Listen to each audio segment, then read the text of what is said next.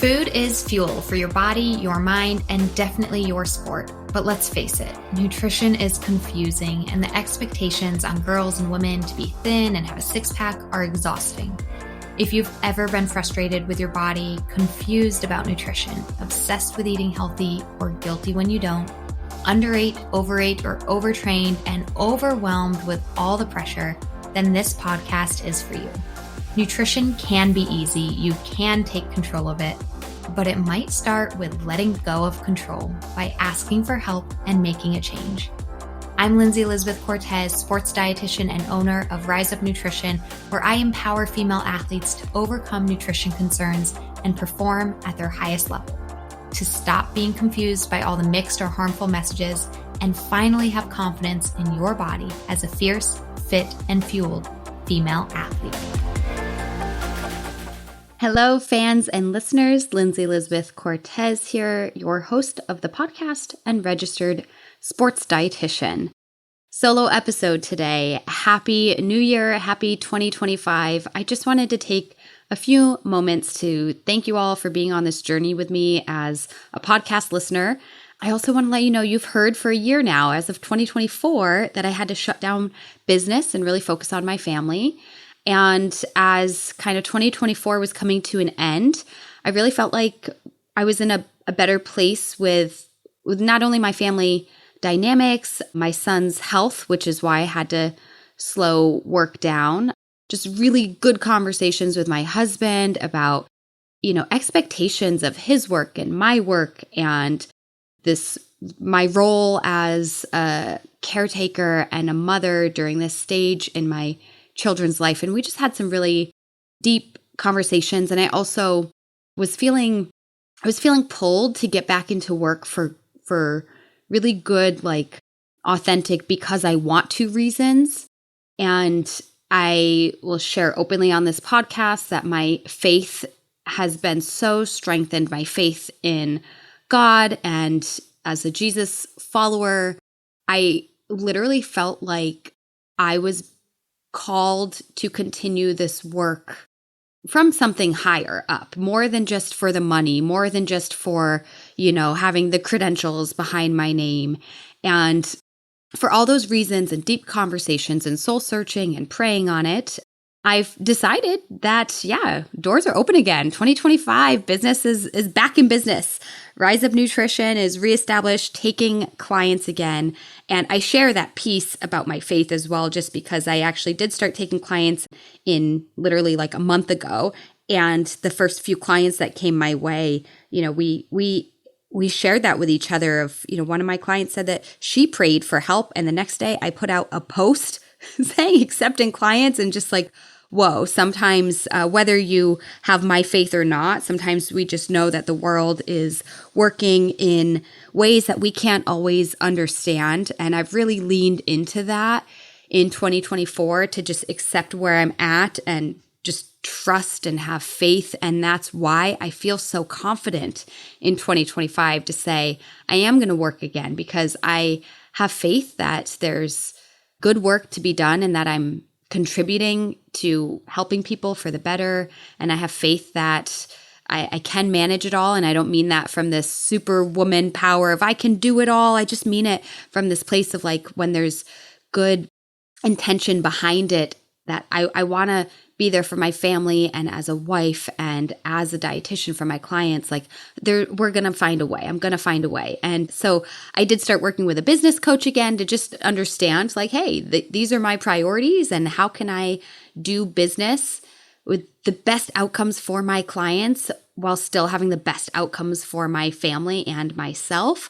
And we are working on that. So I just, want to share that with you all as I do this Happy New Year 2025 celebratory podcast episode, is just letting you know if you or somebody is in need of help. Potentially, I could be that help and maybe not. But if I am, let's get in contact. So you might have heard a few episodes back, or, if you've been a listener, I have a website, riseupnutritionrun.com. But then I also started a website specific to this podcast, femaleathletenutritionpodcast.com. either one that you go to, if you need help, you'll find a link on either one of those sites. RiseUpNutritionRun.com, a little bit more geared towards how I can help you with my services and client testimonials and how to get in contact, and FemaleAthleteNutritionPodcast.com, a little bit more of the resources surrounding these episodes, links to get in touch with guests, how to become a guest, resources available. But either website, you'll find links to get in contact with me and set up an email or a phone call and see if working together is the right fit. So as I continue down this business journey in 2025, I might have different links that I share or different ways to book a call. But for now, the websites or hitting me up on Instagram or LinkedIn, send me a message. I'll get it somehow. I'm not flooded with 10,000 messages a day. Sometimes I do get multiple messages a day, but sometimes I only get a couple messages a week. So at this point in time, January 2025, send me a message, any of these avenues, and I'll get it. And we can talk about if utilizing my services and what I have to offer is helpful. If you've been a listener for a while or you backtrack to old episodes, you might hear me talk about a program that I run called the Female Athlete System of Transformation.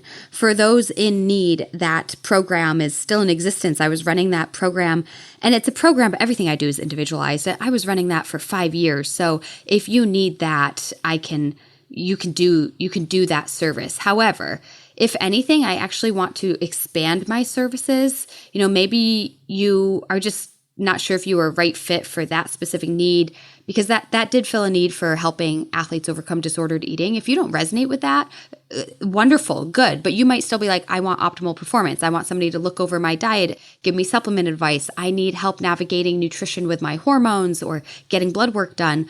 I'm expanding, in all honesty, which sounds a little funny if you think, oh, I'm maybe because of other priorities in life, I need to downsize. But actually what I need to do is expand, and I'm really feeling called to go back to my roots, that I'm a sports dietitian, and there are so many ways that I can help people and help athletes.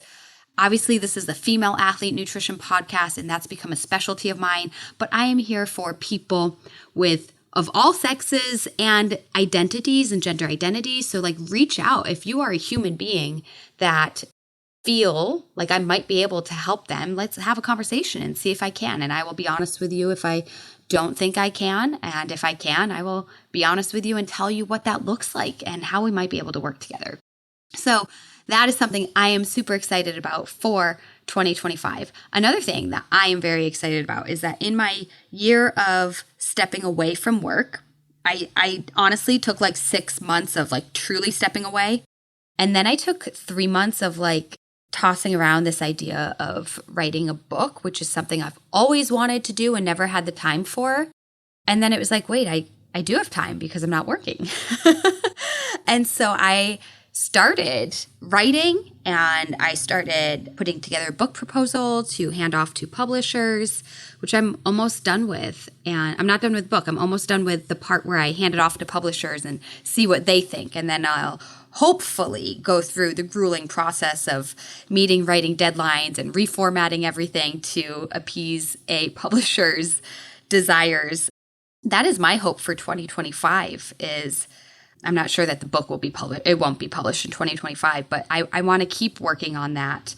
And it's also why I decided to start working with clients again, because I wanted to have my brain actively be working with clients as I'm writing the pages of this book, because I really do want it to be a book that is truly helpful to the reader. My idea of this book is that, there's so many people I could help, but, how many people are actually going to sign up and pay for my services? I hope a lot of people are, but for many different reasons, there's lots of people that might more easily or more affordable potentially be able to pick up my book. Or maybe a client of mine is able to hand my book to their teammate or their coworker or their friend. And so I think this is why I really want to do the book, is because I just think there's so much that in writing I might be able to share guidance and knowledge on how to fuel your body as a female athlete. And so that's what I wanted to do, is make it more accessible, make my knowledge more accessible. And so I wanted to start working again so that I was actively working with clients and helping me create the pages of the book that would be relevant and helpful for all those other people that need help but might not ever become clients. And, there's also the second option of maybe somebody reads the book and then becomes a client because they want to dig in further, right? I have to share with you all, I started writing out my chapters of this book. I came up with 14 amazing chapters and wrote little chapter summaries. And then I was like, whoa, this is way too long of a book. I can't have a book that's this long. Not only is a publisher not interested in that, but it would just be too daunting. So I had to cut things out, which I'm somewhat upset about. I had some really cool chapter ideas, but it's just, we have to get the first book out and then maybe I can write a second book or a third book. So, now I'm talking about my 10-year vision here, but I'm so excited about that. So please follow along, stay tuned, reach out if you need help, and hey, get on my email list so you can be updated about all these different changes. Life is always changing. Business is always changing. And of course, being on the email list, when that book drops, you're going to be notified. I'm really excited about it. So I hope that it's good. But that's what I'm going to be doing in 2025, reopening business, caring for my family, writing this book. So that's me for 2025. Now let's talk about you for 2025. What are some things going on in your life? Some goal setting that you might be thinking about, plans that you have, problems from the past that you want to resolve. I feel like it's very much embedded in our culture to set New Year's resolutions, and so many of those resolutions revolve around health. This is the year I'm going to sign up for the race, or this is the year I'm going to finally cut 5 pounds or be the healthy girl I imagine I'm going to be. And it would just, I don't know if it's my bubble that I live in, but so many people set health-focused goals in the new year. There's nothing wrong with that. I'm in the health field. I'm a dietitian. I want people to be healthy. However, I would strongly encourage you to think about 2025 and New Year's resolutions. Really just think about all these different facets of life. We want to think about what are some of our work goals? What are some of our health goals? What are our family goals? What are our career goals? What are our wealth goals? What are our travel goals? What are our hobby goals? Last year, one of my goals was to read more books, and I did. I'm so happy that I did that. That's just a personal interest goal, right? So already, I don't know how many categories I just listed, but that was 8 or 9 different categories. If you set one goal in each category, to be honest, that's a lot. That's a lot to focus on. And so I think setting more of these big picture things, that might even be too much, by the way. I think that's when you kind of map out health, career, hobbies, vacations, money, those big categories, and come up with one thing in each category, then we're not going to be in the health category. We're not going to be so nitpicky because we're going to think, well, my big idea with health, what's the big idea with health? Or what's the big idea with nutrition? And that might help you just focus on that one thing instead of being so nitpicky with 8 different super specific goals. So for example, maybe in the realm of health, it's less about, I need to eat more fiber. And it's more about, I don't have a good healthcare team in place. I don't have a good relationship with my primary care doctor. I feel like I never go to the doctor. I haven't been to the dentist in a while. I don't have a dietitian. Maybe instead of just, thinking about that bloated belly you've been struggling with and trying to force yourself to eat more fiber every day, maybe it's actually creating an action plan to get the right people and resources in place so that you can actually follow through with proper healthcare and start working on some of these things, right? I hope that makes sense of the big picture. What is the big picture that you need to focus on? Instead of making such small New Year's resolutions, I'm going to eat more fiber, I'm going to lose weight, or I'm going to start running 20 miles a week. Maybe it starts with, I'm going to follow a training plan and see how that goes. It's not 20 miles a week right away. The first week is 10 miles, right? How do you build up? How do you look at the big picture goal? So again, that's my advice to you. Take a few moments to write out with a pen and paper your health, your training, your money, your relationships, your vacations, your hobbies, your free time. What are things you want to accomplish? And then keep narrowing it down using a big picture goal. I really quickly thought it would be fun to Google what are some of the expected health trends, health food and nutrition trends for 2025. I found a nice little article on the MyFitnessPal blog. Food trend number 1 was high fiber diets. I don't know. I feel like this has been in trend for a while now. Interestingly enough, a lot of the clients that I work with eat enough fiber and potentially even too much fiber. I think it's because athletes are generally already health conscious and we're already focusing on this. So this doesn't seem to be a trend that I find myself encouraging clients to do very much. Often I'm like, hey, you need a little less fiber. That's probably why you're bloated and gassy all the time, or that's why your stomach hurts, or that's why we're having issues during practice or while we're training. Fiber is super important. Let's meet our recommended allowance or amount that we should be aiming for, 20 to 30 grams a day. And we probably don't need to focus on it too much more than that if you are similar to many of my other clients. Food trend number 2 to expect in 2025 was plant-based proteins. Again, I feel like this was a trend in 2024. I feel like plant-based proteins are a big trend right now. And I think that's wonderful. They are, it's a great source of protein, and plants are great because they have other phytonutrients and antioxidants and fiber, as I just mentioned. But this does not mean that animal-based proteins are inferior. We have lots of benefits to animal-based proteins as well, different vitamin and mineral composition. Maybe more iron, more zinc, maybe less fiber. Maybe that's helpful for some people. But I think it's pretty cool that we are, as a society, focusing on that. But in the athletic realm, I don't know that this needs to be too much of a trend at the moment. I love food trend number 3 on this blog, which was affordable nutrition. So many of us have felt inflation and prices just in life rising everywhere, definitely with grocery prices. We've been feeling this for 2 years now. I mean, remember the whole egg debacle that went on?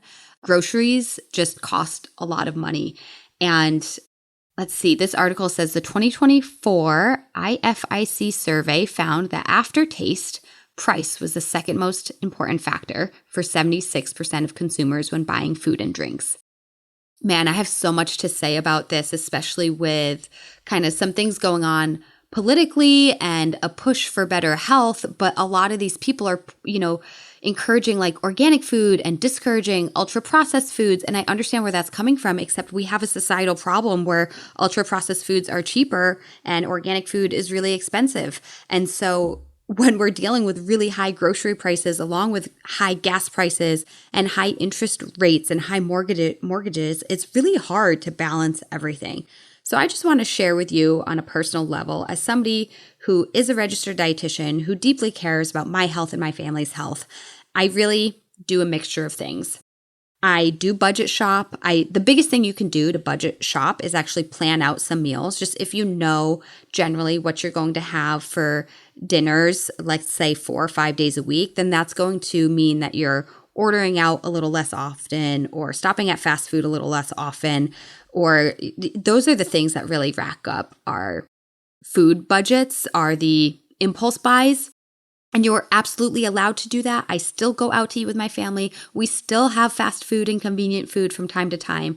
But if you can make sure that a majority of your meals are planned ahead of time, went to the grocery store, and then when you go to the grocery store, you can compare those prices of side-by-side items. Or it's like, oh, we were going to have chicken this week, but you know what? The pork's on sale. Wonderful. Go for the pork. The fact that you even thought about dinner is already saving you money, and then you're at the store and you're making those budget-friendly choices. Leaning into foods like shelf-stable foods like legumes, beans, lentils, pasta, frozen foods, canned foods like, canned green beans. Those are all ways that you can really maximize nutrition while keeping budget low. And then you can also really decide what is important to you. I don't necessarily always buy organic or grass-fed. I'm very often buying generic store-bought brands. I do shop at some stores that are everyday low prices, including Walmart and our commissary by the military with lower prices. But I just have that, question with myself and my family of what things are worth it to me. What things are worth it based on taste or quality. So in my family, we found that the chicken we buy, we don't even enjoy the taste of the chicken if it's not of higher quality. And then that's a waste, right? So that matters to us. But when it comes to ground beef, we don't notice it as much. And so there's certain things that we just make these personal choices based on taste, based on price, based on health, and you will helpfully find a way that you can balance both your health and your budget. So that went on a little longer than I intended it to, but that's a food trend that I think we do need to navigate as a society for 2025 is how to make nutrition more affordable. Oh my goodness. Food trend number 4, GLP-1 friendly foods. Ooh, I have not gotten into the topic of GLP-1 on this podcast because I just,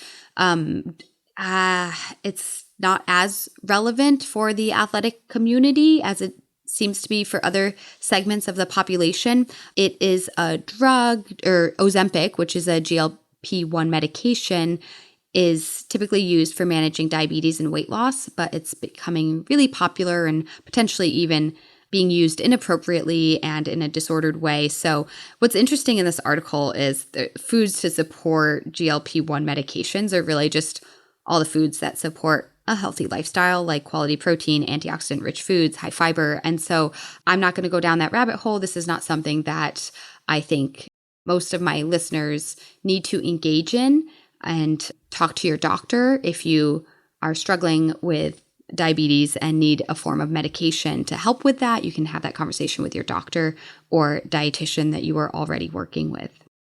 Food trend number 5, continued focus on protein. Yeah, I think probably exhaustively. There's just been such a focus on protein over the past couple years. And I put out a little Instagram reel a few weeks ago that said, is 30 the new 20? And I'm not talking about age. I'm talking about protein. I feel like for years, everybody talked about 20 grams of protein and like a 20 gram of protein powder scoop and hit 20 grams of protein post-workout. And suddenly everybody's talking about 30 grams of protein. I don't know if you're feeling this. I see it everywhere. Everybody's like, I get 30 grams of protein for breakfast and 30 grams of protein post-workout and 30 grams of protein at every meal. And it just feels kind of overwhelming because I'm like, is everybody just eating 30 grams of protein all day long? That's not individualized nutrition, right? That can't be the magic number for everybody. And no, it's not. There's a couple of reasons as to why I think this suddenly became popular. I think we've got more research supporting nutrition in an older athletic population, whether it be people in their 40s, 50s, 60s, 70s, women in menopause might need more protein. We are learning that in research that you actually can, people used to think you can't have more than 20 to 30 grams of protein in one dose and that it might not be beneficial. And kind of newer research is saying, no, it is still helpful. You can have more than that. It might be helpful for body composition. It might be helpful for weight loss, and just your body can handle 50 grams of protein in one dose. It could handle 100 grams of protein in one dose. I think there's still a lot of research to say but do we need that? Just because it can handle it doesn't mean we need that. But yeah, so there's been a huge push for 30 grams of protein. And I just want to be maybe the first to say it's okay if you don't have 30 grams of protein at breakfast. I want you to get protein at breakfast. Maybe you can get 20, maybe you can get 18. Wonderful. We need to make sure you're getting enough protein throughout your entire day. If you get 30 grams, cool, but this is not some magic number that fits everybody. Food trend number 6, personalized nutrition. I am all about that, whether it be digital health tech, AI stuff, continuous glucose monitors. But in my realm, I really care about that human interaction of coaching you through and creating that personalized nutrition plan. I've always believed that nutrition, how you eat, it is personalized, it is individualized, it has to be unique to you, your goals, your past history, what you're doing now. And so the combination of somebody like myself as a sports dietitian helping you personalize what you need, combined with some, new AI and wearable technology, I think is a good trend. Food trend 7, intermittent fasting. Seriously, I thought we were way over that. I'm over that. I'm over the intermittent fasting. Actually, lots of new research specific to women's health is showing us that fasting is probably not helpful to women, especially women in sports due to our hormone fluctuations. So yeah, I'm not into that trend. Food trend number 8, eating for a healthy gut microbiome. Yeah, I agree with that one. I feel like that's been a trend for like 10 years now. But something I've gotten into recently with my clients over the past few years is actually doing GI gut map testing and looking at the gut microbiome. It's something I'm doing with a client right now because she's struggling with a lot of GI stuff. And even though I know that through coaching and consulting and my years of experience, I could probably guide her in a better place towards better gut health just kind of naturally, but getting that test done does help us get to some root problems maybe a little quicker or get her on a more specific probiotic. You know, you take these probiotic medication or supplements over the counter that have like 10 billion colony forming units. Well, what if you have 10 billion of the colony forming units that you don't need or that are creating an overgrowth, you know, of something, and you actually needed something different, right? So that's why I like to do gut testing on many of my clients now so that we can be more specific and more tailored. Going back to that previous trend of personalized nutrition. That is one of the things that I offer my clients. So those were the 8 food trends to expect in 2025. Some I agree with, some that I don't. If you, as you're mapping out your 2025 goals, if working on your nutrition is something you need help with, feel free to reach out. Head to my website, send me an Instagram message. I hope we can be in touch and talk soon. Thank you for being a listener of this podcast and letting me share about my personal life, what 2024 was, and what I'm looking forward to in 2025. Thank you. I know that you are receiving it authentically, and I appreciate all the support and messages that we had throughout 2025, despite the changes in my life. Happy New Year, everybody, and we'll be back with a guest episode next week. Thank you so much for listening. I really hope you enjoyed the episode. If you did, I would truly appreciate if you could share this episode with a friend, give us a 5-star rating, or even leave a comment and a review. It really helps boost engagement and searchability and get episodes like this into the ears of people who will benefit from improving their nutrition and getting help. If you yourself are looking for more resources and help, you can head to riseupnutritionrun.com to learn about all my services and offerings. You can also find more resources at femaleathletenutritionpodcast.com, where we have all the resources surrounding this podcast. Both of those links are included in the show notes. There, you will also find ways to support this podcast. You can support the podcast with a financial contribution, link in the show notes and on the websites. And you can find ways to get in touch with me. If you are looking for help with your personal nutrition, you can head to my website and get in contact with me, and we can talk about applying for nutrition coaching help. Perhaps you are looking to be a guest on the podcast. You can head to femaleathletenutritionpodcast.com and submit a form to be a guest on this show or recommend somebody else. I also have discount codes and links to different products and companies and resources and free downloadable handouts within the websites that are always evolving and being updated, so please check them out. Many of these companies and products I do occasionally talk about on the show, but they're listed on the websites as their forever home that you can easily access when you're looking for help. Thank you so much for being a fan. Please reach out if you need help, and I'll see you in the next episode.